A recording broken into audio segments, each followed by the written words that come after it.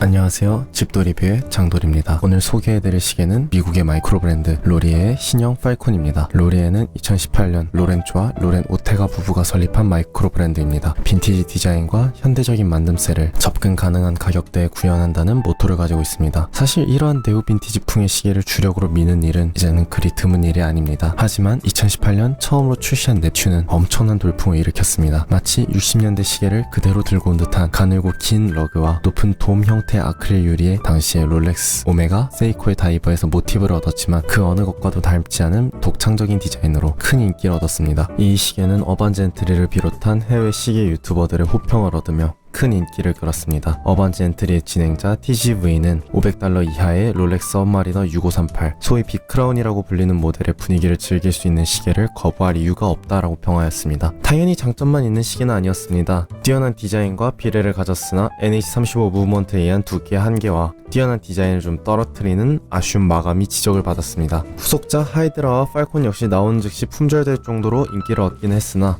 하이드라는 특징적인 컨셉을 갖지 못했고 팔콘은 두께와 사이즈 문제로 컨셉을 완벽하게 살리지 못하는 문제가 있었습니다. 올해 로리에는 자신의 모든 라인업을 대대적으로 개편하며 자신들의 디자인을 더욱 발전시켰습니다. ST19를 사용하는 제미니 라인업을 제외한 모든 라인업의 무브먼트를 미오타사의 9000번대 무브먼트로 변경하며 사이즈를 획기적으로 줄였으며 마감의 품질을 올렸습니다. $100 정도의 가격 인상이 있었지만 마감의 업그레이드 정도와 무브먼트의 변동은 그 가격 변동을 상회하는 가치가 있다라고 저는 생각을 합니다. 그러면은 로리에가 어떻게 높은 평가를 받았는지, 그리고 이번에 변경된 사항들은 어떻게 되는지 시계를 보면서 설명을 드리도록 하겠습니다. 우선은 시계의 케이스입니다. 316L 스테인리스 스틸 소재로 된 36mm 케이스에 러그는 줄질에 용이한 20mm, 러그 투 러그의 길이는 44mm입니다. 높이는 2mm의 높은 아크릴돔을 포함하여 11mm로 매우 얇은 편입니다. 러그의 체결 방식은 줄질에 용이한 드릴드 러그 방식으로 20mm라는 대중적인 러그 사이즈와 합쳐져 줄질하기 매우 용이합니다. 이 시계에 영감을 준 디자인들이 그러하듯 팔콘은 거의 모든 시계줄에 잘 어울리는 편입니다. 36mm 케이스에 20mm의 러그는 조금 오버한 사이즈라고 생각하실 수도 있습니다. 하지만 이 비율은 롤렉스 익스플로러 6350번, 오메가의 레일마스터 2914번과 같은 빈티지 툴워치에서 자주 사용되던 비율로 자칫하면은 작고 아담해 보일 수 있는 시계에 강인함과 단단함을 주는 디자인입니다. 실제로 툴워치에 기본을 둔 글라이신의 드레스워치 라인업 컴뱃6도 같은 비율의 디자인을 가지고 있습니다. 케이스는 용두와 모서리를 제외한 모든 면이 브러쉬 처리가 되어 있습니다. 브러쉬의 결은 매우 선명합니다. 브러쉬 처리의 수준은 가격대에서는 매우 뛰어난 수준으로 특별히 흠잡을 만한 곳은 없습니다. 다만 브러쉬의 결 자체가 상당히 굵직한 편으로 현대적인 시계의 세밀하고 고운 브러쉬와는 눈으로 보이는 질감 차이가 있다는 점을 아셔야 됩니다. 케이스백에는 특별한 장식 없이 로리의 상징인 월계수 문양이 한 바퀴 둘러져 있습니다. 업그레이드 전 버전의 케이스에는 아무런 장식도 없었지만 이번엔 사소한 디테일이 추가되었습니다. 워낙에 가벼운 시계이고 무게 배분도 잘 되어 있어서 착용하면서 불편한 점은 없었습니다. 다이얼은 마른 목골에 패턴이 새겨진 무광의 와플 다이얼이고 그 위로 챕터링과 인덱스가 프린팅되어 있습니다. 12시, 3시, 6시, 9시 인덱스는 삼각형으로 그 외 인덱스는 원으로 표시되어 있습니다. 그리고 인덱스 위엔 BGW9 야광 도료가 발라져 있습니다. 화살표 모양의 시분침과 화살촉 모양의 초침 역시 브러쉬 처리가 되어 전반적으로 차분한 투러치의 기조를 유지합니다. 인덱스의 사이즈와 초침의 크기가 비교적 큰 편으로 시간을 읽기 매우 편안합니다. 물론 자세히 볼 경우 야광 도료가 살짝 치우친 모습이 있지만 가격대를 생각하면 나쁘지 않은 수준입니다. 전작에서 지적을 받았던 핸즈의 마감 역시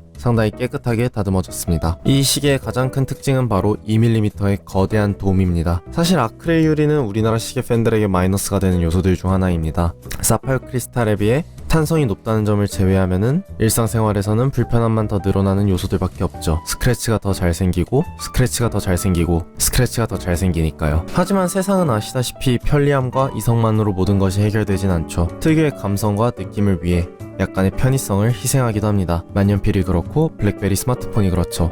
근데 왜 저는 두 개를 다 쓸까요? 아무튼 아크릴 유리 역시 비슷한 관점으로 봐주셔야 됩니다. 아크릴 유리가 주는 특유의 시각적 왜곡과 따뜻한 색감은 사파이어 크리스탈로는 얻을 수 없는 독특한 경험으로 한 번씩은 경험해보실 만한 가치가 있다고 생각합니다. 골고루 발라진 BGW9 야광은 균일하지만 아주 쨍한 정도는 아닙니다. 사실 다른 마이크로 브랜드나 일본 시계 회사들의 야광과 비교하면 많이 아쉽지만 비슷한 가격에 구할 수 있는 스위스의 시계들처럼 야광이 비실하거나 그런 수준은 아닙니다. 축광을 잘 해둘 경우 나름 적당한 지속력과 밝기를 보여주는 무난한 정도의 야광입니다. 많은 시계 회사들이 네오 빈티지 스타일의 시계를 만들 때 실수하는 것이 바로 비례에 대한 주목입니다. 빈티지한 느낌을 내기 위해 브론즈, 로즈골드 같은 인위적인 색을 활용한다거나 다이얼을 거칠게 만들어 변형이 일어난 다이얼을 재현한다던가 좀 어두운 색깔의 야광 도료를 활용하여 그 느낌을 살리려고 하지만 오히려 불쾌한 느낌이 들게 되는 경우들도 많습니다. 로리에는 아크릴 유리를 제외하면은 전부 특별하지 않은 소재입니다. 평범한 316L 스테인리스 스틸 소재에 다이얼도 특별한 가공이 없는 무광의 마름모 다이얼이고 야광 역시 올드 라듐 도료가 아닌 BGW9 야광 도료입니다. 하지만 케이스부터 러그, 브레이슬릿으로 연결되는 이 실루엣은 정말 빈티지함을 잘 표현했다 라고 말할 수 있습니다. 가늘고 길게 뽑힌 러그와 크라운과도 없는 큼지막한 용두, 그리고 급격하게 좁아지는 브레이슬릿은 빈티지함 디자인의 포인트를 잘 살려줍니다. 팔콘의 무브먼트는 미오타사의 90S5입니다. 초당 8회의 진동수를 보이는 고진동 무브먼트이며 파워 리저브는 42시간입니다. 일본산 무브먼트라는 점 때문에 많이 저평가받지만 저는 개인적으로 이 무브먼트를 에타 2824 혹은 셀리타 SW200보다 선호하는 편입니다. 더 얇은 시계를 만드는 데 유리하기도 하지만 무엇보다 가장 큰 장점은 낮은 불량률입니다. 1983년에 설계된 2824를 기반으로 만들어진 무브먼트들은 80년대에 머물러 있는 태생적인 한계로 수동감기와 관련된 이상이 자주 발생합니다. 하지만 2009년에 설계된 90S5의 경우 그런 설계상의 미스는 적은 편입니다. 사실 스위스메이드라는 이름을 제외하면은 미오타가 열세라고 느껴지는 부분은 거의 없습니다. 굳이 단점을 말하자면 단방향 로터라는 점 정도인데 사실 이것도 소음과 진동의 문제이고 와인딩 효율이 떨어지는 점은 딱히 없었습니다.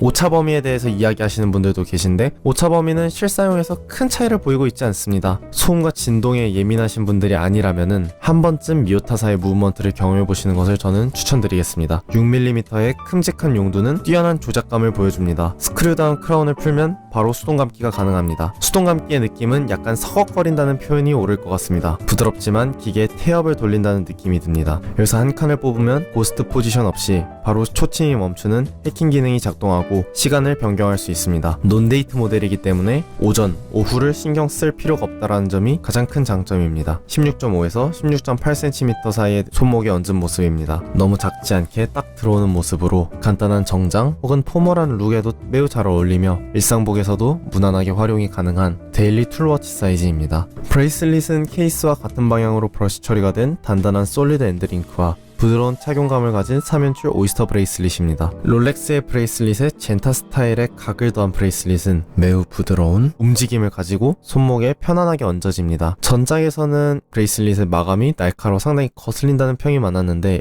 이번 짝은 그런 점은 잘 느끼지 못했습니다. 다만 조각과 조각의 사이가 둥글게 마감된 다른 브레이슬릿과 달리 털이 좀 잘 끼어서 털이 많으신 분들은 털이 씹히는 느낌이 가끔 있을 수 있습니다. 브레이슬릿의 완성도는 괜찮은 수준이지만 가장 큰 문제는 클래스프입니다. 클래스프의 마감이나 품질에는 큰 문제가 없습니다. 철판 조각이 아닌 단단한 밀드 클래스프에 이중 잠금은 없지만 푸시 버튼이 달려있고 3개의 마이크로 어저스트먼트 구멍까지 달려있는 클래스프 자체 품질에는 그렇게 많은 말을 할 필요가 없을 정도입니다. 괜찮은 품질의 클래스프입니다. 하지만 이게 설계상의 장력 문제인지 아니면은 제가 받은 모델만의 문제인지는 모르겠지만 위에서 클래스프를 누르는 방식으로 클래스프를 체결하시는 분들은 좀 불편하실 수 있을 것 같습니다. 클래스프의 결착이 끝까지 잘 이루어지지 않아서 검지를 손목과 클래스프 사이에 넣어서 좀 눌러줘야 됩니다. 만약 브레이슬릿을 좀 손목에 바짝 채워서 착용하시는 분들이시라면은 이 부분은 좀 거슬리실 수 있습니다. 방수 성능은 100m로 대부분 물과 관련된 활동에서 큰 문제 없이 활용 가능한 수준입니다. 전작의 200m에 비해서는 조금 다운그레이드가 되었습니다. 하지만 전작의 경우에는 다이버 시계인 넵튠과 하이드라이 케이스를 거의 그대로 사용해서 필드워치의 장점인 두께와 사이즈를 포기했다는 점을 생각하면은 일장일단이 있습니다. 일상에서 방수 성능보다 두께를 중시하는 저의 입장에서는 장점으로 여겨지는데요. 사실 100m의 방수 성능이 그렇게 부족한 방수 성능이 아니고 사실 실생활에서는 100m의 방수 성능조차 완전히 활용해야 하는 상황은 매우 드물기 때문에 그렇게 큰 마이너스 요소는 아니라고 생각합니다. 간단한 총평입니다.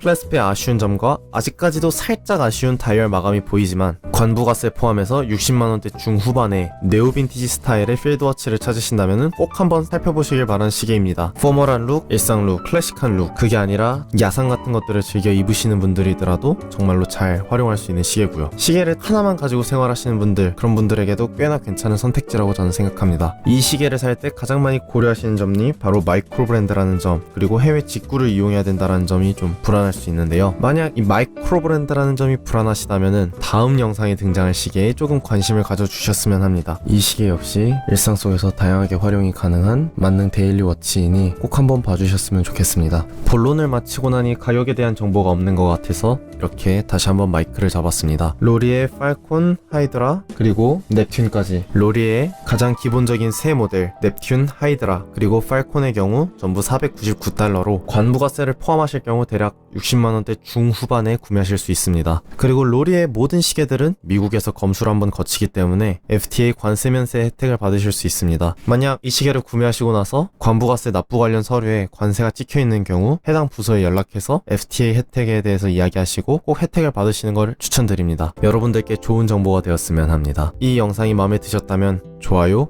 구독, 그리고 댓글로 응원을 부탁드리겠습니다. 지금까지 집도 리뷰의 장돌이었습니다. 감사합니다.